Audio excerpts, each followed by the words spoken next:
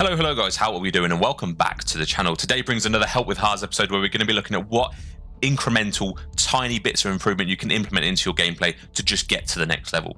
Today we're reviewing Upload. Here is a Crimson gamer. Their highest rank in MW2 was Crimson. Their current rank is Crimson 1. And we're going to be just looking at what they can do to improve from a Crimson gamer to Iridescent, because I imagine that's the goal they're going for. Before we get into it, I just want to give you guys a little bit of a brief history of how this series works. First of all, we look at this form, which you can fill in yourself if you want your gameplay reviewed. You just have to click the link down in the description. Once we've looked through this form and looked at things they want me to focus on, I then go through the gameplay and I critique the gameplay fairly closely. I give some tips here and there. And then at the very end, I give a conclusion of a potential rank and 2 things I want you to sort of try and take on board when you next load into COD ranked play. And then obviously I'm going to be pointing out things that I do think I was impressed with as I went through the gameplay itself. So we're going to be, it's not all going to be bad. I'm going to be pointing out some things I want you to try and keep on top of as well. So kicking off with the form, we have a person who plays probably about 6 hours a day or 40 hours-ish a week. They play on a PS5, I imagine due to the controller. As I say, Crimson rank in MW2, Crimson rank now. They play with very good settings. It's my recommended settings pretty much, other than the 6. That's bizarre, but if that's how you play, that's completely fine. But these settings are by no means bizarre. They're good settings. I'm completely fine with that. 108 FOV, maybe a little high for me, but if you're coming from 120 and you were used to 120, 108 is probably a nice little thing to try and get used to. So I'm going to take this into account with some of your shots, because by this point, I'm imagining you're still getting used to a 108 FOV, which can make your sensitivity and everything feel a little bit different. So I'm going to bear that in mind when I'm reviewing this. And then, yeah, they play on a default PS5 controller, 27-inch monitor, wireless, and then a wireless headset. So they're playing with a pretty good monitor for their setup. They've got a PS5 setup, so they're going to be running 120 frames. Default PS5 controller, so I'm probably not going to see too much. I mean, you might be cracked, but you're not going to have the ability to play with paddles on. I don't know whether you claw, but it's going to be interesting. So generally, you want me to focus on anything, so that's what I'm going to be doing. But then you've gone further in and said you feel like you struggle with gunfights. So some situations where I'm not winning the important gunfights and at least getting the hill broken or control point captured. I also think my map awareness could use some work. That's fine. We're going to be looking into the details. Just as a bit of a preface at this sort of level of gameplay, this guy's, because he's Crimson player, he's probably got aiming down to a T. He's probably moving absolutely fine. There's going to be really small things that they could change in their gameplay to improve it, which hopefully you guys can hopefully learn from as well. If you're not, Upload. So let's get into the gameplay itself. So Control Highrise, which is one I haven't reviewed yet on this one, on this series. Obviously it's Control. You want to make sure that on defense is offense is really hard. So I feel for you being on offense round 1. However, I'm more interested to see how you play defense. Sorry, because you should be guaranteeing those wins. Obviously, I don't know if you win or lose this game, but you just got to bear in mind this whole map is about map control. Get to a certain point in the map, get your kills, move up, get the kills again, move up. That's how you play Control Highrise. It's very simplistic. The map's fairly open, so you've really got to play it like a default Control gamer.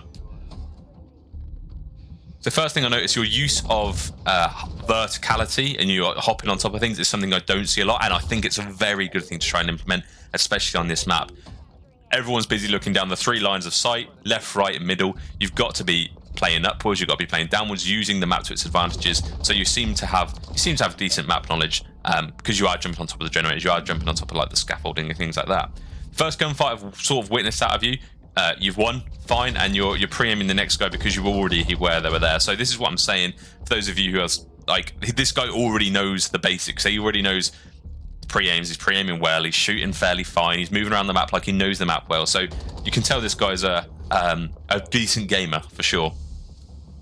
Your movement seems fine. You used to stun there, great. You're getting info, you know someone's not there, so you're not too concerned about challenge. Bit of a random frag, but that's not a problem.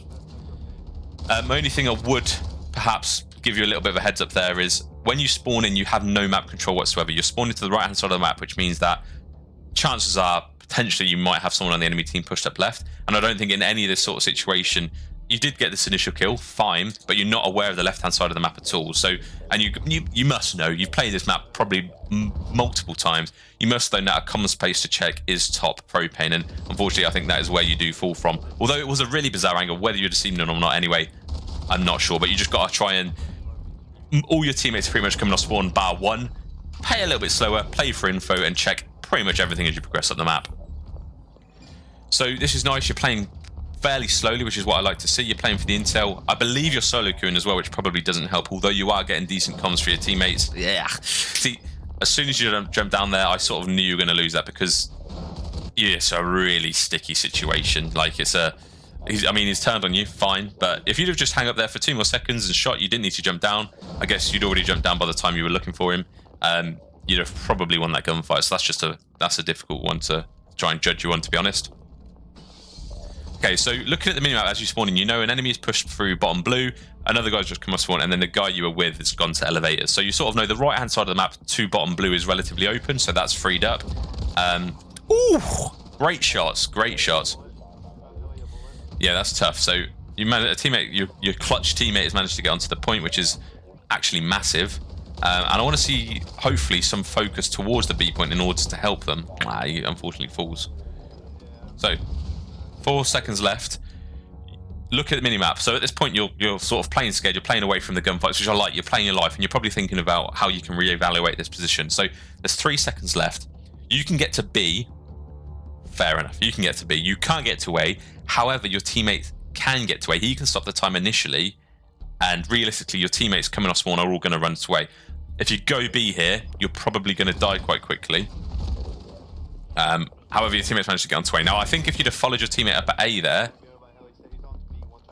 because he's still there, realistically, if you decided to stick with your teammates here, keep that map control, your teammates already ran through blue at the point you were trying to make that decision, and you supported your teammates, got team shots involved there, you probably, I mean, you stay alive because your teammates stayed alive at A, but you're making this position and you're already capturing the point a lot sooner into the round.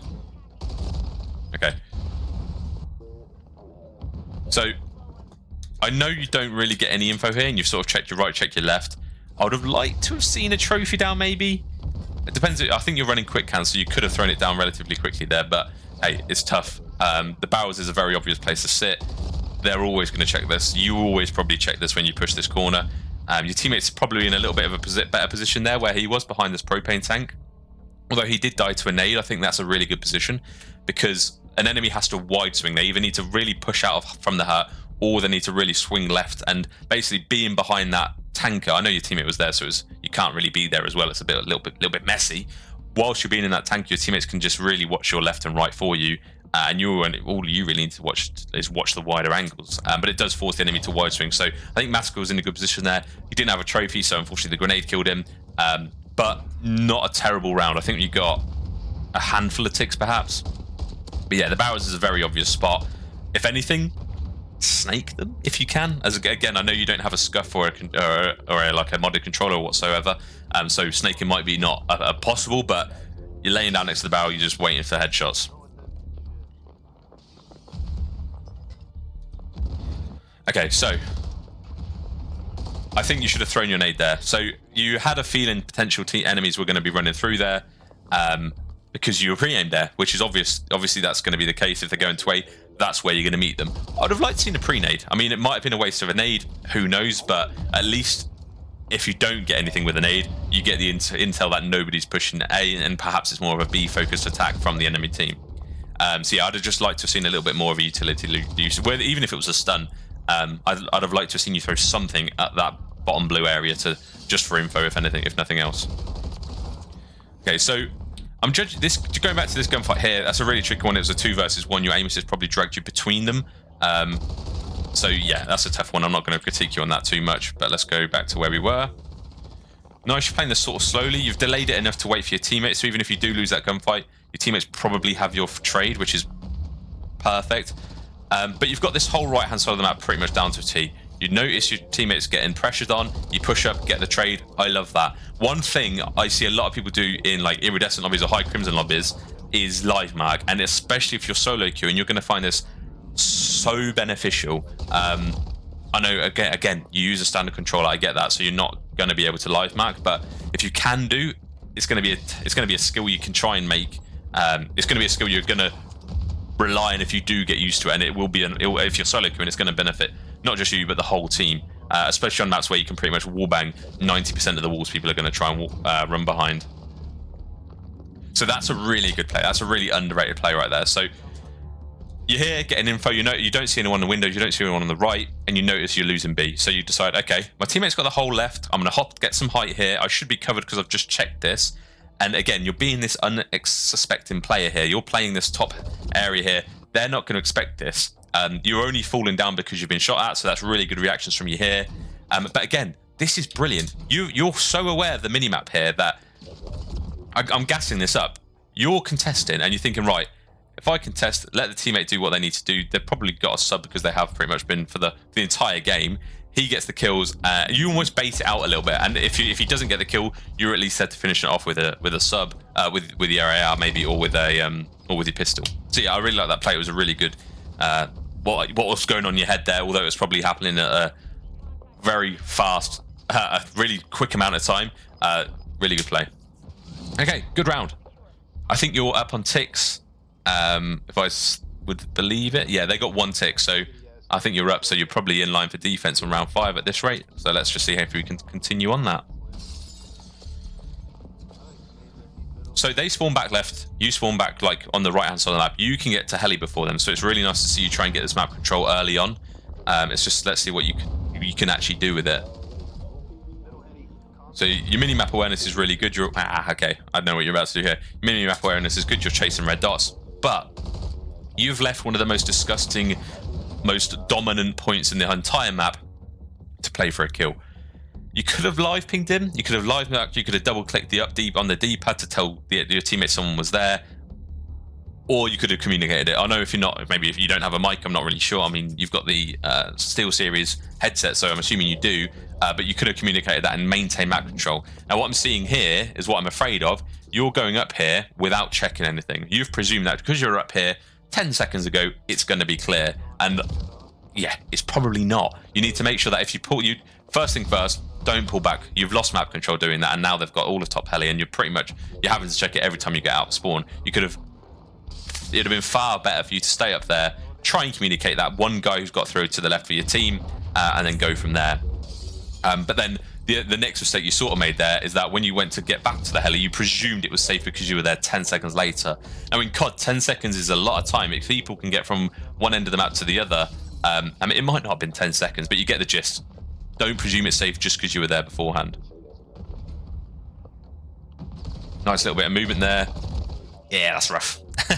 That's rough. I think you win that gunfight if you jump back onto the ledge that you see just fall above you. But yeah, that's fine. So coming off spawn, you throw a nade at the enemy on B because you notice that he's on there. And again, you're playing this cautious. This is good. This is exactly how I would have liked to have seen you push the heli when you pushed it the first time and died. But again, it's because you presumed someone was there. So yeah, tough gunfight. This should have just been a pre-aim. So you've got 2 enemies down at this point. I know this is a really hard analysis to do at this very point in time. You have 2 enemies down. You know one's here. And so realistically, this guy's probably going to chow you. You should always pre-aim. Everyone pre-aim for another 3 seconds maximum. If they don't chow it, fine. Do something about it. Try and get away. At least you know where they are. They know where you are. If they do chow it, you've got height there, you're in a better position, and you probably gun them if you pre-aim it. So yeah, just try and be a little bit more patient when you had someone weak. They're probably going to reach out. If they don't, oh well. Okay. Yeah, exactly what I thought was going to happen. So you've just been stunned here, which tells me an enemy's close, which tells me that an enemy might be pushing. Let's be real. If you stun someone, or if you're playing with someone who's like this guy here, this clutch guy here is using the sub, if he's stunning someone, he's pushing that really quickly. So you should have perhaps read that, either tried to get away really quickly, or instead you put a trophy out, which I sort of get, although it's too late for the stun. That's damage is already done, but I guess you were throwing it down for the nade. But if someone stuns you in that area there, you can always guarantee that people are going to be running at you because you're stunned at the end of the day. They've got the advantage. You're probably going to be hiding behind a box somewhere or stuck on the stairs. So yeah, you should have probably read that a little bit better, but that's absolutely fine. I don't think you get any intel on this guy being in spawn. So you spawn up, your teammates are running left. Yeah, you have no intel this guy's here. There's nothing you could have done about this. The only thing I would like to have said there is your teammate had the whole control of the left-hand side of the map. Why not just go with them? That'd be my tip there. If you looked at the minute when you spawned in there, you had 3 blue dots on the left-hand side of the map. If you'd have run up with them, potentially you'd have had the whole left-hand side. I get you're not going for B anymore. You've already got that. However, you can get into their spawn through the left. You can be really annoying if you go under. You can get onto the top propane and see over towards A and provide support from there. But this is interesting. It's a 2v6. 2 of the enemy team have just died. I think 3 if you're counting the one that's just spawned in. Good read. So you're aware that there's one person left. You're reading the kill cam, the kill feed well. Yeah, tough one to win. But yeah, just because A is the only one to get doesn't mean you necessarily have to run directly at A every time.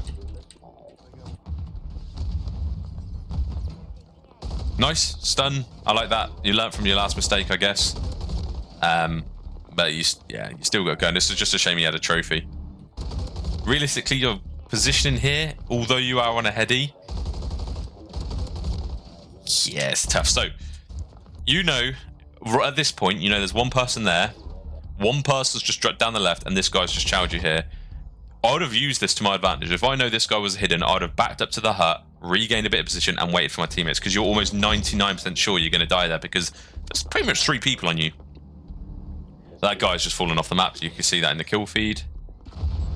Now, one very, very important thing at this sort of level, when you're fighting for that iridescent spot, especially on control, you've got to watch the kill feed. You've got to keep track of who's dead, who's alive, and then if you know there's someone, okay, if you know there's the same 3 are dying over and over again on the enemy team, where's that last guy? Chances are he's flanking you, which is I think you sort of get that, because at the end of the last round you span on the guy who was bottom blue, so I think you're counting the kill feed pretty well. So again, your shots could be crisper. I think your FOV change may have screwed it over a little bit, so I'm not going to judge your shots too badly. But yeah, if you're going to lie down here, lay down way further back. You want to use it as a head glitch. You want to use it so that your reticle is just over this bar. So you really want to back up maybe a couple of feet here, so that you're literally on the head glitch. If you backed up, all you want to make sure that the center of your screen is just above the head glitch you're trying to use. Because otherwise, you're pretty much your whole body's there. So yeah, if you ever go to that position again, do it from further back, and you're gonna be far harder to shoot. So nice, you're pre-aiming. Again, there's a lot of good things you're doing, which I don't see people do enough. Okay, I like this. This is again. There's going to be people watching this who think this is why not just challenge. You know where he is. You're very aware that you have an AR, and it's a RNG 50-50 gunfight. If you get close to him, you don't know if there's another guy sat in this corner. So you're being very, very careful here. The only thing I don't like is that you shoot that. This gives them the immediate intel that you're there. You'd have been far better off getting a more cruddy line of sight maybe, and just waiting for the guy. The fact that you shot the trophy, I mean, I've got to be honest, you got a little bit lucky there. Your teammate saved you, and the enemy team got a team kill, so incredibly lucky. However, yeah, I would have just not shot the trophy. There's no need to give that free intel away from them. I get the trophy needs to be gone, but at that point, the enemy didn't know you were there, and now he does. So, okay, so you just killed 3, which means you're looking for 1 more person.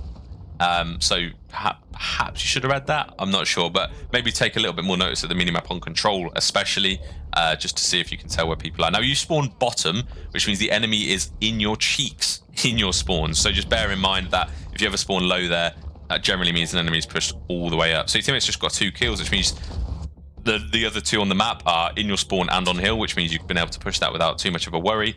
But yeah, again, you're very concerned about this person in spawn, which I like.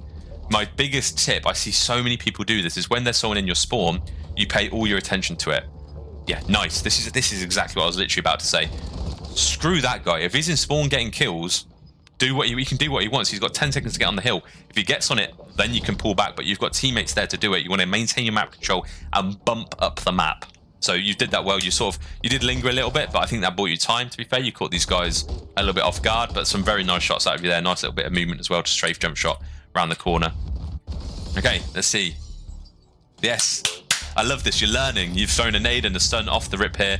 It doesn't get anyone, fair enough, but it's nice to know that you're developing within the map itself, and you knew that's what had to be done.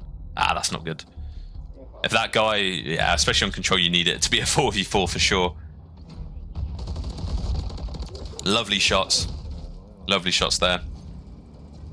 You got flanked, that is what it is. It's hard to control the whole of the map. You probably are going to get flanked in a 3v4 because there's always going to be gaps. And with clutch sat and spawn doing nothing, yeah, you're in a sticky situation. So that's nice. You're aware the teammates just pushed that or just died there from bottom blue or wherever they were. But you're not in a rush. You're not in a rush to push out of here because you know they're not on the point. Instead, you'd back up a little bit, gain some better positioning, and yeah, there you go. Perfect. Really well played there. So your nades positioning, I love that you're using them, but they're not great. So that has gone top of the heli, I think. Yeah, or on the edge of the heli or something like that. I'd have liked to seen that thrown. Maybe that'll hit, actually. I might be wrong. But there's been a couple of rogue nades here where I don't know where you've been in a panic to use them, but they could be a little bit more precise. But the fact that you're using it is a plus in my books. Okay, you still got a guy. Ah, he's back. He's back in the room, ladies and gentlemen. Right, okay, let's see. Okay, so I think you're responding to team callouts here because you've backed up, so yeah, I think that's fine. You're checking everything. This is really nice. You're making yourself alert and aware of where the enemy could be. Right, this is a really good position to be in. As long as nobody's already flanking, you've got a teammate pushed up left, you've got a teammate on the right-hand street here, and it's your job essentially just to watch the middle. But yeah, there's a guy behind you, there's a guy down low. So yeah, you're aware of that. That's rough. That's rough. I guess at that point, in order to not die at that point, move. You just shot 3 seconds later, you're still here, so the enemy know where to look. So yeah, shoot and move, shoot and move, shoot and move.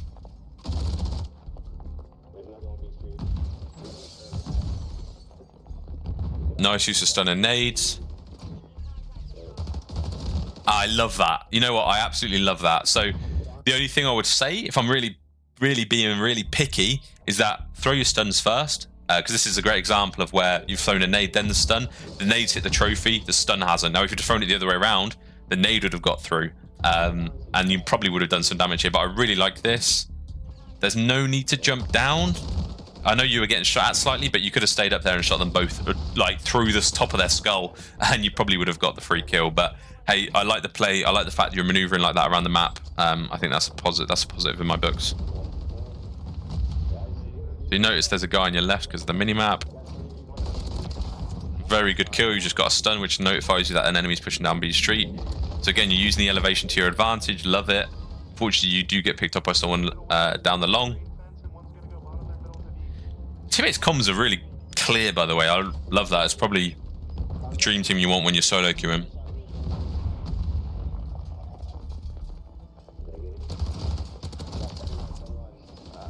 Nice team push there. Really good coordination considering you're solo queuing. I love that.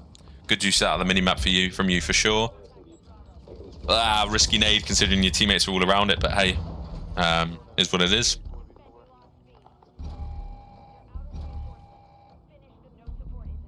Okay, so you look for this guy. You pre-aimed the window initially. You know he wasn't there, so you thought, okay, maybe they've run out right. You check that he's not there, so you're sort of trying to work your way at the map, but you're very aware that they're there, so you're being really cautious. So I like that. That's really nice gameplay. Wouldn't have hurt to throw a shoulder. So instead, you're really out in the open. There's a million places for you to look.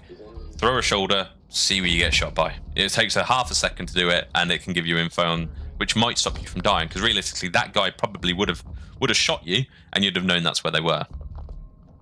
So it leaves it in a 3 versus 3. I think that's pretty much enough for your gameplay. I'm just intrigued whether do you win this or not. It's a 2 versus 2. Should be a free kill. Oh, thank God for that. Bloody hell.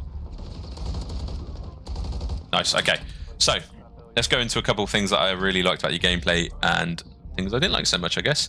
So what I did like, your use of the map, brilliant. You got to vertical, you got to height often, you got to heli, you were on the scaffolding, you were top gens, you were top propane, you use all the height available other than the spawn roof. So I really like that. Your use and awareness of the map is actually pretty decent. The only time that you showed a little bit of a weakness in that spot was perhaps not keeping track of who was alive and who was dead in the kill feed, but that's a skill that takes probably years to master, to be fair. But that's something that you might want to look at working on, perhaps. But yeah, generally speaking, considering you were solo queuing, you team pushed well, You were chasing red dots, maybe a little bit too much sometimes, but you used the minimap to your advantage, and you sort of got the gist of where enemies were coming from, and as a result, you pre-aimed a lot. So you're clearly a good player. You're in Crimson for a reason. I'm not going to tell you you've got good shots. Your movement's clean. You're not moving too much because you already know that. You're a decent player because you're in Crimson. You don't need me to reiterate that for you. So the things that I could see that might be improved upon is that. So the first thing I want to say is your aim could be better, but that might be because of the FOV. So I'm not going to touch on that too much. So it is what it is. If your aim was crap before, fine, you're going to take some time. If it was only an hour before this, it's going to take some time to get there. But yeah, the first thing I want to mention is that obviously something you could improve upon is throwing shoulders. So shoulders, you see this if you ever watch the CDL, which is the Pro COD League.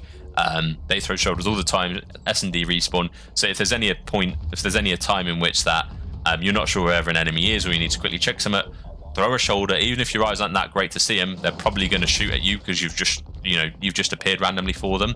So that will be your intel. They appear as a dot on the radar because you shouldered them. So try and implement that a little bit into your gameplay if you can.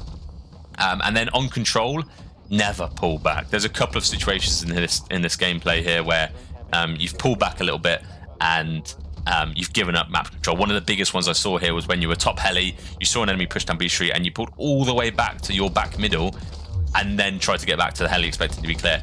Leave that guy for your teammates to clear them up on. Throw a stun, throw an nade, do what you need to do, or live mark them, but just leave. You can't leave any sort of map control, especially on this map. But other than that, I think you played the map fairly well, as I say. The next thing I wanted to mention is that you don't live mark much. Now, again, that might be because you are hindered by the fact you've just got a basic controller, which is absolutely fine. A regular control, like modded controllers, aren't cheap. But if you get the opportunity where you can save your left thumb from going to that top D-pad, if that's your ping, just do it. Or even change it to the down D-pad so it's a little bit closer to your analog stick, because you can do that, I think, in-game. And that will just enable you to live map people, especially when you're solo queuing. That is very, very useful. So yeah, there's a bunch of things I could mention. Obviously, I'm not going to drill into you too much because, yeah, there's obviously bits and bobs that I've mentioned throughout the gameplay itself. But if you have any questions specifically about this gameplay, upload, give me a shout. Obviously, you can join the disc down below and contact me directly on Discord. That, or you can just comment down below if you're happy for the discussion to be down in the comments. Of course, it's completely up to you. One other thing I do want to say is that your use of nades, although you were using them, I don't think they were very accurate. So maybe just get used to working your nades a little bit better. Try and line them up a little bit. Take your time when you are throwing them, and then naturally you'll just get quicker. Because other than that one I've just seen there, they rarely hit. So yeah, work on your nades. Work on counting the mini-map, and especially on control. Don't ever, just try and keep map control where possible. And then obviously, as well as the other things I mentioned in the gameplay, if you work on those as well, you'll gradually find your way climbing up Crimson all the way to Iridescent. But you're a good gamer, you clearly cracked, you clearly shoot straight. I don't want to take anything like that away from you because you're a Crimson for a reason. Right, enjoy the rest of your day, guys, and that's me. Ciao for now.